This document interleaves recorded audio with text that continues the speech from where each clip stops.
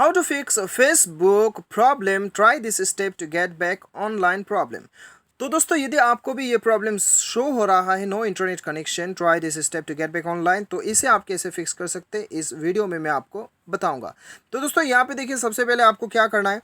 सबसे पहले दोस्तों आपको जाना है अपने मोबाइल के सेटिंग्स पे। अभी दोस्तों यहाँ पे सेटिंग्स पे जाने से पहले मैं आपको बता दूँ कि यदि आपका इंटरनेट कनेक्शन ऑटोमेटिकली ऑफ हो जाता है तब आपको ये प्रॉब्लम आ सकता है, ठीक है।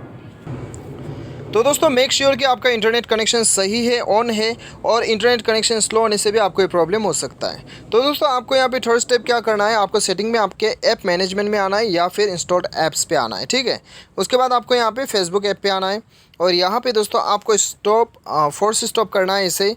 उसके बाद आपको रियल स्टोरेज पे जाना है, स्टोरेज, और यहाँ पे आपको क्लियर डाटा में क्लिक करके इसे क्लियर कर देना है। ये क्लियर करने के बाद में आपको बैक आना है और आपको परमिशन पे जाके सारा परमिशन एनेबल करना है।